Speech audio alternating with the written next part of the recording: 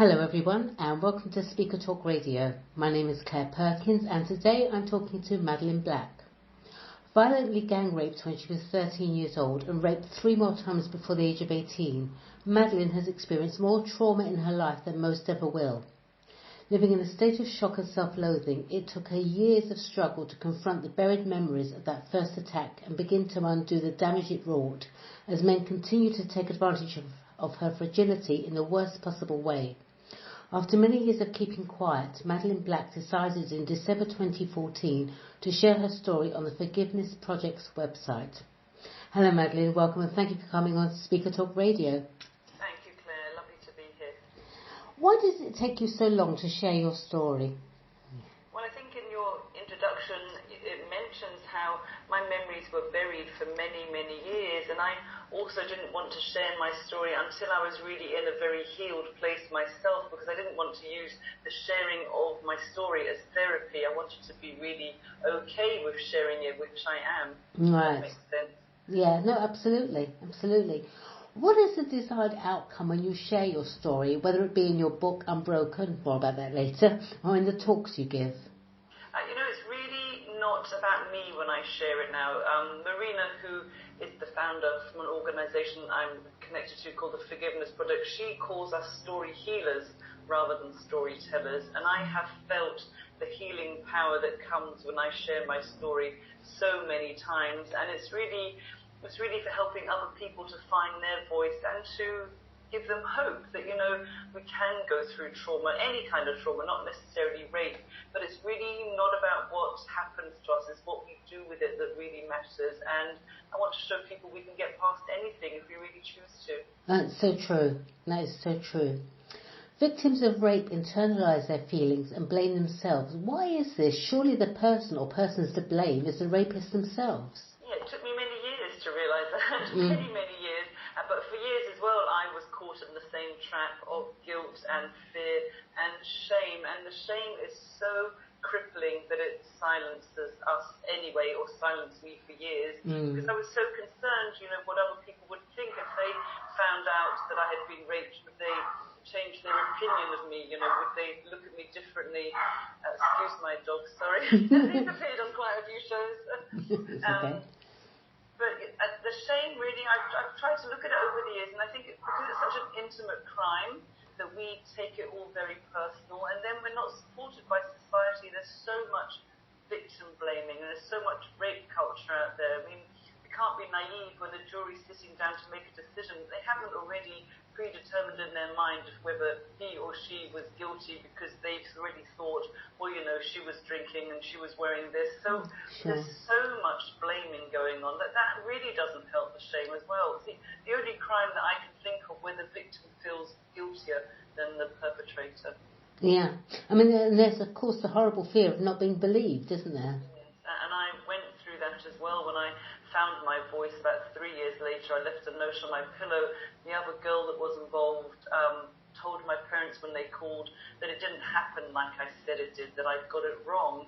And my mum was also very quiet when I was telling my parents my story, and I discovered many years later she'd had a similar story to me, but when she was much younger. But I thought at that time, well, my friend has betrayed me and my mum doesn't believe me, and that was so hard. So there's this huge fear of not being believed. And also I think for years I minimised it and I squashed it down because that's the only way I could cope with it. I didn't want to believe it, so I just pushed it further and further deep down inside of me. So that doesn't help when we're trying to come to terms with it as well. No, so you want to deny it. It's also almost a sense of denial, isn't there? Absolutely, yeah, not wanting to believe it. You say that the one thing that helped you out of all the many therapies you had, most of all, has been to find your voice. How has that helped? Well, I think when we really speak our truth, then we're standing in our power. Before I found my voice, I always had this fear of people finding out, and I think it held me back when I didn't really share my truth or say what had happened. Part of me was still caught up in shame. I was still wearing that cloak of shame. But saying what happened to me, I don't really care who knows anymore. I'm not what happened to me. I'm not my body or the things that were done to me. But that has been a long journey of me finding finding that out. It's not happened overnight, that process. It's taken a long time to really work it out. But I think it's not just about speaking, it's about speaking with no shame and speaking just from an acceptance place as well. Yeah. Your story was published on the Forgiveness Project's website. What is the Forgiveness Project? So it started by an amazing woman called Marina Cantacuzino, who is a journalist. Originally, it was just an exhibition called The F Word, because it's quite a provocative subject, I guess, forgiveness. And it was funded by her friend at the time, the owner of Body Shop, Anita. Roddick. That's the one, thank you. I was going to say Roland, but I knew that was completely wrong. Roddick, I don't know where Roland came from, who sadly has now passed away. So she was her friends and she supported the exhibition. But the interest was huge, and they realised that this was something they wanted to keep going. And Marina now collects stories of forgiveness. There's hundreds on her website. And they do loads of other things, the Forgiveness Project as well. They do a lot of restorative justice, where a perpetrator will meet the victim in prison. And also they run a project called Restore, where they go into prisons, and they've been doing it for about 10 years. And they work with male prisoners and female prisoners. It's like a personal development course, about 3.5, 4 days. And I've now started taking part in that and facilitating it, which I love. It's an amazing project to be involved with. Have you forgiven the men that raped you? If so, how? Actually, yes. I know that's very hard for people to understand. Yeah. I guess I call myself an accidental forgiver. I never really intended to forgive them. But when my eldest daughter became the same age that I was, when she was 13, loads of my memories returned. So I went back to therapy. And it's very near to the end of these 3 years that he suggested to me that maybe these 2 young men weren't born rapists, that I was just so angry with him. I couldn't believe what he was saying to me. But before I chose to forgive them, I was filled with rage and hate and revenge. I was so sarcastic and hostile. I was a horrible, bitter person. And when he made the suggestion to me, I just suddenly became... this inquiry just appeared, and I wanted to understand, or needed to understand, how could they be so violent towards me or another human being, because they were only 17, 18, they weren't much older than me, and somehow I started to feel compassion in my heart towards them, because I think, I've lived my life as best as I can, just refusing to be identified by what has happened, but they have to live with what they did to someone else, and I don't think that can be easy. And somehow I started to feel forgiveness, but really forgiveness was not anything to do with them. It was really a way for me to understand and to accept everything and to just let it go. So forgiveness has lots of different meanings when I think of it. I think that many people that go through a terrible life event perpetrated by another or others find it so difficult to forgive because they believe that by forgiving it means they must forget. But that isn't true, is it? By forgiving, we're not allowed... No, absolutely not. I never forget it, and I will never, ever, ever forgive the acts of rape, because it was a total violation on my mind, my body, and my psyche. Yeah. And I'm not really a preacher of forgiveness. I don't tell people they have to forgive in order to heal. I think there's many, many paths to the same place of peace. But for me, this was my path, and I guess it's just how I chose to do it. By forgiving, we're not allowing the pain, mental, physical, emotional, and spiritual, to fester inside of us and make us ill. That's one of the reasons to go through it. Yeah, and that's really what the Forgiveness Project is about as well. It's showing people that we can transform our pain and hate into something better for us. So really, I like to think of it as for giving me a better chance. You recently gave a TEDx talk in Glasgow.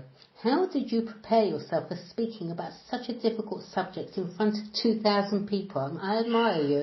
Thank you. It was my biggest audience ever, and that was a bit scary, the idea of 2,000 plus people, our eyes looking back at me. But actually, they looked after me so well. I had 10 weeks to prepare. I had the most amazing coach, who was also one of the presenters on the day, Claire English. And she and I would meet every week, or we would Skype every week, and I knew I only had 10 minutes. Right. I wrote my scripts, and it started off at 16 minutes, then we got to 14, then we got to 12, and I said, look, can't we just ask for 2 more minutes? I can't possibly cut it. She said, no, you have to, it can only be 10. And it's amazing when you really look at the words, what you want to use, you can actually condense your story, because I normally take 45 minutes to share my story, and I only had 10 minutes, but I'm very used to sharing my story. It's not something that really causes me too much distress, but I have to admit I was very nervous waiting to go on. But once I stood on the stage and I was on that red dot, the way I grounded myself was by telling myself, this isn't about me speaking, it's about who's listening now, and that's what really matters. Obviously, you've had a lot of questions since your TEDx talk, and one of them was what you were wearing around your neck on the day of the talk. It's funny, isn't it? I know, it's a symbol known as the Zia, which you bought in Santa Fe, New Mexico. Why were you attracted to this symbol? Yeah, so on the night when I was gang raped, when I was 13, the room that they put me in, there was a wallpaper border running around the top of the walls, and it was made out of a pattern of pink and grey bows that linked all the way around the walls. And I really counted these bows over and over again, just to, I guess, distract myself, take myself out of my body. Yeah. And there were 44 bows in total. So the number 4 and 44, 444, they follow me everywhere. So the Zia really has 4 points. It's like a cross with 4 lines in each crosses. So it just appealed to me because of all the 4s. It's about the 4 points of the compass, the 4 seasons in the year, the 4 periods of each day, the 4 seasons of life. So there's a lot of 4s in that symbol. And they have like a sacred meaning behind it, that you have to develop a strong body, a clear mind, and a pure spirit, and a devotion to the welfare of other people. And that's really, I guess, I feel like that my purpose is to speak, that I'm serving other people when I speak. It's not that I don't have a choice, but it's like it's my duty now that I can share my story, and I know the impact it can have, so that's really why I do it. You've spoken at various venues and to different audiences, including a school and the Festival of Light. How do audiences react to your talks? Yeah, they're all very, very different. So straight after the TEDx, there was a head teacher there with a few of the children from the high school, and he told me that one of the young women, 3 minutes after I stopped speaking, turned to one of the other teachers that were with them and told them that she had been raped by her uncle 3 years previous. And I just think, well, if I'm just there to speak to that one woman, then that is my job done, because every audience I speak to, somebody will always share their story with me. Maybe not at the time or in the break or at the end, but they'll email me or they'll message me, they'll find me somewhere. And they will say, yeah, me too, it happened to me as well. And men and women, so many people share their story. And that's all my evidence, that's all I need to just to motivate me, to keep me carrying on. You're giving them their voice. Yeah, absolutely. Well, it really was the courage of someone else speaking out that helped me to find my voice, and I just intend to pay that forward. The title of your TEDx talk was Unbroken, Speaking the Unspeakable, which is the title of your book published in 2017, 3 years after sharing your story on the Forgiveness Project. Why did you decide to write a book? I kind of really didn't decide. I really felt like it wrote itself. I had a teacher for many years, a man named Imaho, and he suggested to me to write my story down, and I said there's no way I could write it down. But I would start and stop this process many times, and it took me 4 years, and I wrote these 12 pages. And then Marina asked, she found out about my story, and she asked if she could share my story. So we edited these 12 pages that I had written for Imaho. And then I went to see a Forgiveness Project speaker up in Glasgow. All the events are normally in London. But she said, Marion Partington is going to be at a school in Glasgow. Is it near you? It was just literally 2 minutes from where I live. So Marion's sister Lucy was murdered by Rose and Fred West. And when I went to listen to her talk at this event in the school, she just emanated peace. And I really saw what the impact she had speaking in the room, and I understood then what Marina meant by story healers.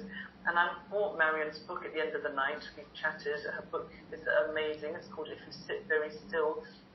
And inside she had written, now you must speak. And it had never occurred to me at all. But that night I suddenly started to see all my words flying around in my mind, pretty much when I wrote down these 12 pages. And I thought, I could write my story down. And as soon as I had that thought, literally every morning I would sit at my computer and the words just flowed out of my fingertips. I really feel like it just flooded out of me. And in about 8 weeks, I had written 70,000 words, and I thought, oh, it's like a book really now, doesn't it? And it just really just kind of grew from there. Sure. I was very lucky. I found a publisher in just about 3-4 months, and before I knew it, it was published. Did you find writing Unbroken cathartic, or did it bring back the nightmare of your experiences?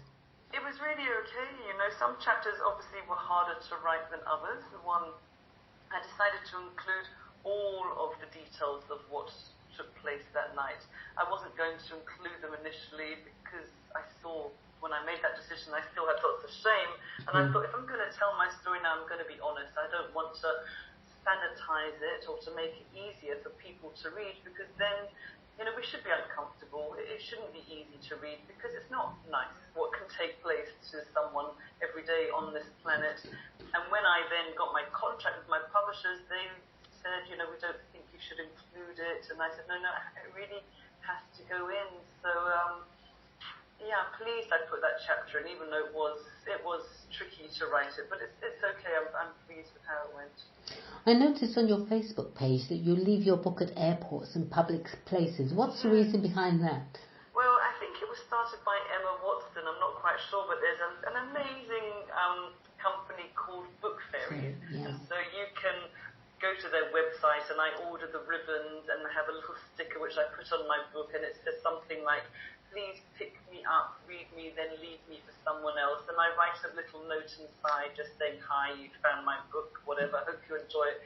Please let me know via social media where you found this copy. So every time I travel any country, I just like the idea of spreading them around the world. But the people that have got back in contact, which is generally about 50%, say to me, this just came in at exactly the right time in my life. Or I recently left one in Amsterdam. There's a library in the Amsterdam airport, and a man picked it up and said he's going to give it to his wife, and she messaged me, and she said, I was going to message you in private, but I'm going to message you publicly on Twitter. And she'd been in a domestic abuse situation, and she said it was just amazing, the timing. She just found it so healing to read someone else's journey. So I just trust life that they find the people that they're meant to find. Yeah, absolutely. You have 3 daughters, don't you? Have they read your book? How have they reacted to it? Yeah, it's interesting. When I was in the process of writing it before it was published, I said you could all read it beforehand once I had my manuscript edited. So I think my eldest daughter, Anna, read the chapter about her. Mimi, my youngest middle one, read the end chapter when things were really okay. And Layla, who was 13 at the time, read the whole thing. So they're all very different. Quite funny. It must be a difficult line not to cross over when making them aware of threats, but not scare them out of relationships altogether. Yeah, I saw, through motherhood actually, that I could be very careful. I have to be very careful because I could project all my fear onto them. It was actually through my children I decided to work my fears so that I didn't fill them with fear. But I've always been very honest. We always have good communication, and I don't want to tell them how to look after themselves, because it's not about protecting ourselves, because that then sounds victim blaming, but just to make them aware of certain things, like if you go to a bar and you leave your drink, maybe it's not a good idea to pick it up and drink it again in case it's been tampered with in some way. Sure. Well, I've always told them, I don't care what's happened, if you're drunk or stoned or scared, just call us, we'll always come and pick you up. I don't want them ever to be scared to contact us if ever they're in a situation that feels a little out of control. Do you think that the hashtag #MeToo movement made things a bit easier for women and men, of course, to talk about their experiences? Oh, without a doubt. Without a doubt. When you look at the statistics from when it was resurfaced a couple of years ago, millions and millions and millions of hits all around the world. So we know it is a massive global problem.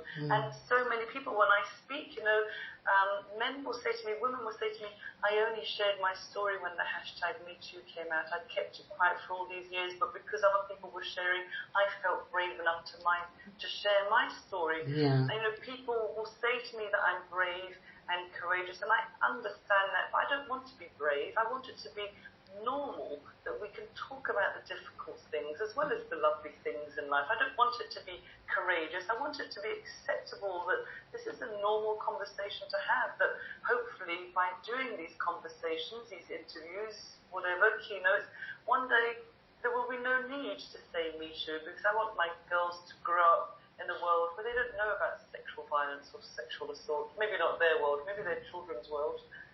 Madeleine, if you could give one bit of advice to a woman that has experienced rape or indeed any kind of sexual assault, what would it be?